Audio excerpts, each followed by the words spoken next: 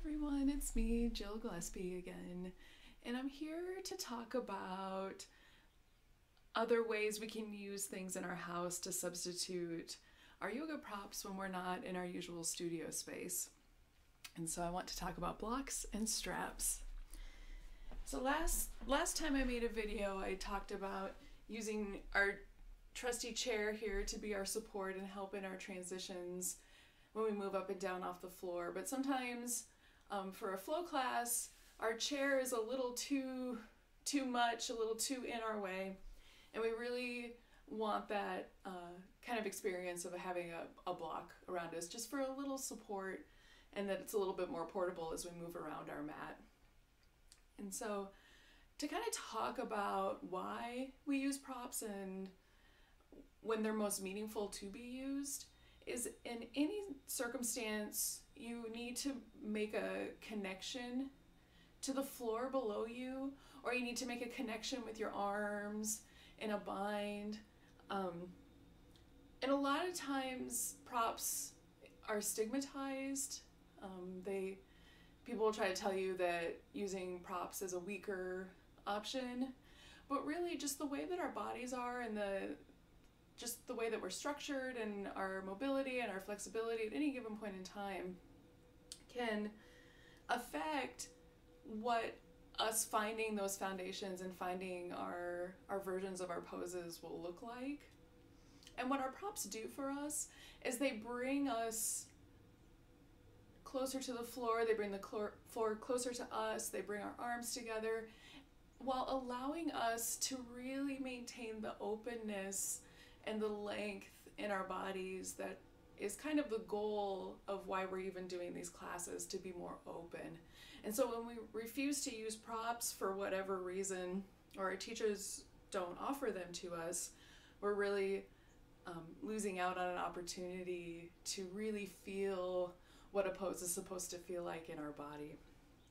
And so if you have yoga blocks already, great, wonderful.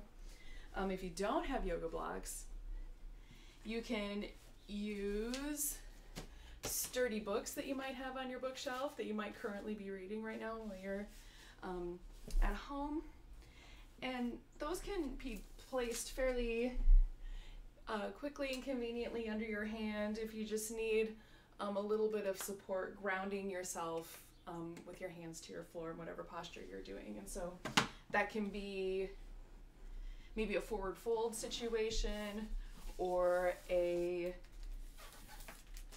twisted lunge situation, which happens a lot. And so with your blocks sitting in front of you, you can find that connection. So they might say forward fold and place your hands flat on the floor, and that might not be accessible to a lot of us. And so you can kind of scoot those books in and just find a new floor for your hands, and you can stack them and move them as you need, so you encourage that length and that openness in your body, and you don't feel like you have to sacrifice good form just to get into a pose. And then when we're in a lunge, often what will happen is a class, they'll put us into our runner's lunge here and then tell us to put our hand on the floor and do a twist. And so for some of us, putting our hand on the floor means that we can't really open because we're trying too hard to get our hand on the floor. But if we bring our block here, just right under where our shoulder is going to be, because that joint stacking is very strong, we can place our hand on our block pile. And then really now we have a connection that is strong, that allows us to keep our spine long and stay open in poses where we have to twist. And then blocks can also serve a purpose in our restorative poses to help hold our body in different shapes, to feel different sensations. And so if you do a supported bridge pose, you can set your books under your body, again making the height adjustments under your hips. And then if your books are a little rough, then you have your blanket that you can throw on top of it to make the books a little bit softer for our restorative poses and our resting poses. You also have the option, if you're like me and have fat paperback books, those also can emulate blocks as well and have a little softer experience with those. So those are all my talks about blocks for now. And then the other prop that we use to help make connections is our strap. And so if you're at home and you don't have a strap, you can use a scarf, you can use a belt. And so again, we're making connections without sacrificing the space and the openness in our chest. And so a lot of times we'll get put into a forward fold kind of pose. And it's our nature to really just want to be able to reach our feet and feel really cool about reaching our feet. But sometimes forward bending is just not that accessible to us to be able to maintain good posture in a fold. And whatever, if we're folding with our legs up to the sky or we're standing and lifting up our legs, whatever shape we're in when this happens. But what we can do is use our strap as our go-go gadget arms, as I like to say. And we can wrap them around where we want to make connection. And then that just gives our arms just a different place to find that way to be, I don't know what I want to say, but that connection essentially. I just keep saying the word connection over and over again.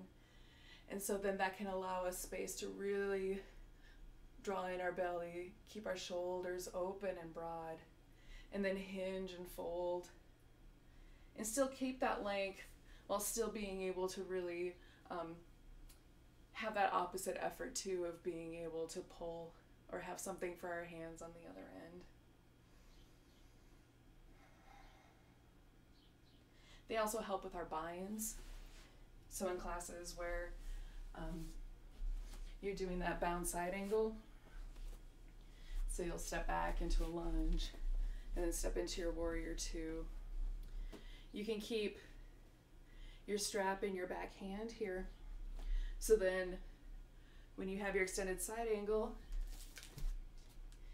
maybe with their block under your hand for support, to stay open. And then they're like, okay, now reach under and bind your hands behind your back.